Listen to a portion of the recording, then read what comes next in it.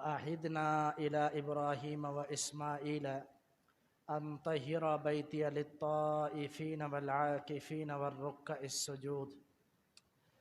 اللہ رب العالمین کا فرمان ہے کہ ہم نے یہ عہد لیا اسماعیل اور ابراہیم اور اسماعیل سے جب وہ بیت اللہ کی تعمیرات کر رہے تھے کہ ان طہر بیتی للطائفین والعاکفین والرکع السجود، کہ وہ صاف ستھرا رکھیں ہمارے گھر کو، بیت اللہ کو، للطائفین طواف کرنے والوں کے لیے، والعاکفین اور اعتکاف کرنے والوں کے لیے، والرکع السجود اور رکوع سجدہ کرنے والوں کے لیے، یعنی نماز پڑھنے والوں کے لیے۔ یہ اعتکاف بڑی عظیم عبادت ہے۔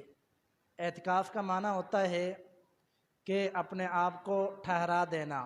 شرعی طور پر معنی کیا جائے تو یہ معنی بنتا ہے کہ اللہ کی ذات کے لیے کچھ دن اپنے آپ کو ایک جگہ پر ٹھہرا دینا، یہ اعتکاف کا معنی ہوتا ہے۔ اور یہ اعتکاف جس کے بارے میں اللہ کے رسول صلی اللہ علیہ وسلم سے احادیث بھی مروی ہیں کہ آپ علیہ الصلاۃ نے یہ عمل مستقل کیا ہے۔ ہر رمضان کے اندر جب سے روزے فرض ہوئے، نبی علیہ الصلاۃ نے مدینے میں یہ عمل کیا، تو آپ علیہ الصلاۃ ہر سال اعتکاف کیا کرتے تھے، حتیٰ کہ ایک دفعہ اللہ کے رسول صلی اللہ علیہ وسلم سے اعتکاف رہ گیا۔ جس مہینے رمضان میں نہیں کر سکے تو حدیث کے الفاظ ہے کہ نبی صلی اللہ علیہ وسلم نے اس اعتکاف کی قضا بھی دی تھی، اور وہ آپ صلی اللہ علیہ وسلم نے شوال میں آخری عشرے میں کیا تھا۔ تو یعنی نبی صلی اللہ علیہ وسلم خود ذاتی طور پر بہت زیادہ اس کا اہتمام کیا کرتے تھے اعتکاف کا۔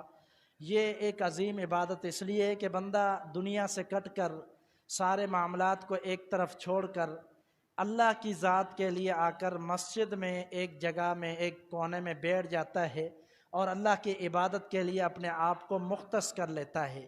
اس لیے یہ عظیم عبادت ہے۔ رسول اللہ صلی اللہ علیہ وسلم اس اعتکاف کے دوران آپ کے جو اعمال ہیں ان کے بارے میں کسی کو پتہ نہیں، نہ یہ حدیث کے اندر بیان ہے کہ آپ صلی اللہ علیہ وسلم نے ان اعتکاف کے دوران جو اعتکاف میں آپ بیٹھے تھے اس میں آپ نے کیا کیا عمل کیا، اس کا کوئی پتہ نہیں ہے۔ وجہ کیا ہے؟ وجہ یہ ہے کہ ایک یہ مخصوص اللہ کے لیے عبادت ہے، اسی لیے حجرہ بنایا جاتا ہے اور حجرے کے اندر بیٹھ کر اللہ کی عبادت کی جاتی ہے، اپنے رب کو راضی کیا جاتا ہے۔ جس قدر تلاوت ہو سکے تلاوت کرنی چاہیے، نوافل پڑھنے چاہیے، یعنی مخفی طور پر عوام سے چھپ کر اللہ کی عبادت کرنا، اپنے رب کو اکیلے میں بیٹھ کر یاد کرنا، اس کے سامنے گڑ گڑانا، رونا، یہ عبادت ہے اعتکاف کی۔ احادیث جو اس کی فضیلت کے بارے میں مروی ہے، آتی ہیں کچھ روایات، ابن ماجہ، طبرانی وغیرہ کی روایت ہے، وہ اگرچہ سنداً ضعیف ہے لیکن فضائل کے باب میں اس لیے بیان بھی کی جاتی ہے کہ نبی علیہ الصلاۃ نے فرمایا کہ جو بندہ اعتکاف کرتا ہے 10 دن، اللہ تعالیٰ اس کے لیے کیا اجر رکھتا ہے کہ اس کے لیے 3 خندقیں بن جاتی ہیں جہنم اور اس کے درمیان، اور ایک خندق کا فاصلہ مشرق و مغرب تک ہوتا ہے، مشرق اور مغرب تک بڑا فاصلہ، ایسے 3 فاصلے اللہ تعالیٰ اس کو جہنم سے دور کر دیتا ہے۔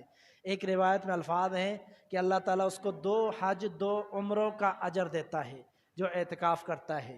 ایک روایت کے الفاظ ہیں کہ بندہ دنیا کے معاملات سے کٹ جاتا ہے، گناہوں سے دور ہو جاتا ہے اور ایک جگہ پر بیٹھ کر اللہ کی عبادت کرتا ہے، اس لیے اس کو عمل کرنے والے کے عمل کے برابر اس کے بیٹھنے کا اجر دیا جاتا ہے، جتنے دن وہ بیٹھتا ہے اس کا اجر مسلسل لکھا جاتا ہے۔ تو یہ اعتکاف والوں کی کچھ فضائل کے اندر روایتیں آتی ہیں، لیکن اگر نہ بھی ہو کوئی روایت، اگر مروی نہ ہو، فضیلت کے باب میں نہ ہو کوئی حدیث، تو یہی فضیلت کافی ہے کہ اللہ کے رسول صلی اللہ علیہ وسلم نے مستقل یہ اعتکاف کیا ہے۔ آپ صلی اللہ علیہ وسلم نے بھی کیا ہے، آپ کی ازواج مطہرات نے بھی کیا ہے، نبی صلی اللہ علیہ وسلم کی وفات کے بعد ازواج مطہرات نے بھی کیا ہے۔ لیکن یہ بات بھی ذہن نشی ہونی چاہیے، کچھ عورتیں گھروں میں اعتکاف کرتی ہیں، گھر میں کوئی اعتکاف نہیں ہوتا۔ اعتکاف کی مخصوص جگہ اور مسجد ہے، اور وہ مسجد جس میں 5 وقت نماز ادا کی جاتی ہے اور جمعے کا خطبہ ہوتا ہے، یعنی جو جامع مسجد ہے اس کے اندر اعتکاف ہوتا ہے۔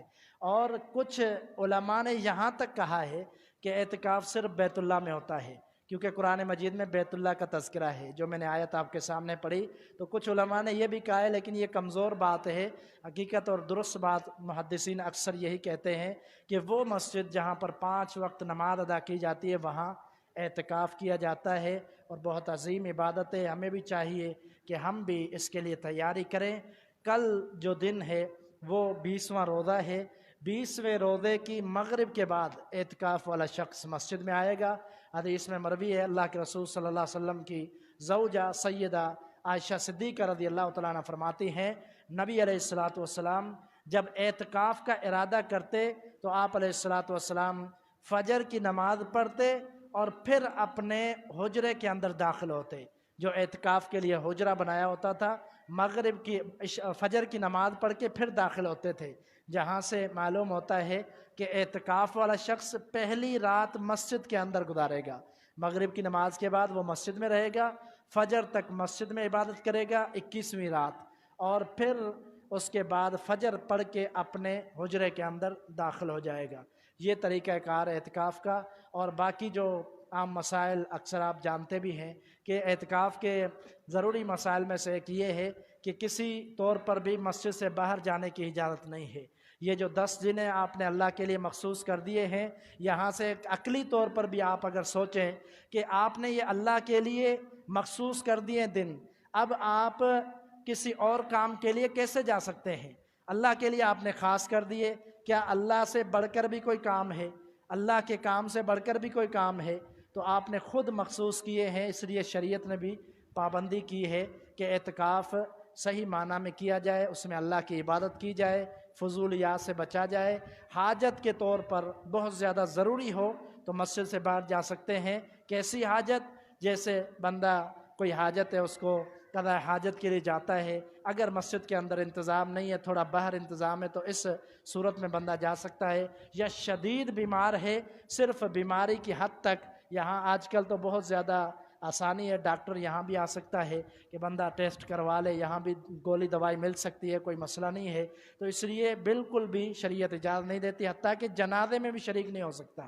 اگر کوئی جنازہ مسجد کے اندر پڑھایا جا رہا ہے تو آپ کو اجازت ہے کہ اس کے اندر شرکت کر سکتے ہیں، لیکن اگر کوئی جنازہ گاہ میں ہے یا باہر ہے تو پھر اس میں بھی شرکت کرنے کی اجازت نہیں ہے۔ یہ کچھ لوازمات تھے اعتکاف کے حوالے سے، ان کی پابندی کرنی چاہیے۔ اور ایک آخری بات اہم یہ کرنا چاہوں گا کہ بہت سارے لوگ سمجھتے ہیں کہ چہرہ بھی چھپا لینا چاہیے، تو یہ بات بے جا تکلف ہے۔ ایسی کوئی شریعت نے پابندی نہیں لگائی کہ بندہ مسجد کے اندر بیٹھے اور چہرہ بھی نہیں دکھا سکتا، ایسی پابندی کوئی بھی شریعت نے نہیں لگائی۔ یہاں تک کہ ایک ہمارے علاقے کی میں آپ کو بات بتا دوں کہ ایک بزرگ اعتکاف کے اندر بیٹھتے تھے اور اس کو پتہ نہیں کس نے یہ معاملات بتائے، اس نے اس حد تک پابندی کی کہ ایک دفعہ پتہ چلا کہ اس نے پیشاب بھی مسجد کے کونے میں کر دیا، باہر نہیں نکلے۔ کیوں؟ اس لیے کہ چہرہ نہیں نکالنا، اپنے آپ کو نہیں دکھانا، کوئی باہر دیکھ لے گا۔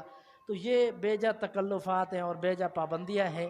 ہمیں نبی صلی اللہ علیہ وسلم کی سیرت کو دیکھنا ہے، آپ کے طریقہ کار کو دیکھنا ہے۔ اللہ کے رسول صلی اللہ علیہ وسلم اعتکاف کے دوران جمعہ بھی پڑھاتے تھے، نمازیں بھی پڑھاتے تھے، درس بھی دیا کرتے تھے، لوگوں کی اصلاح بھی کیا کرتے، حتیٰ کہ آپ کی ازواج مطہرات ملنے کے لیے بھی آتی تھی اعتکاف میں۔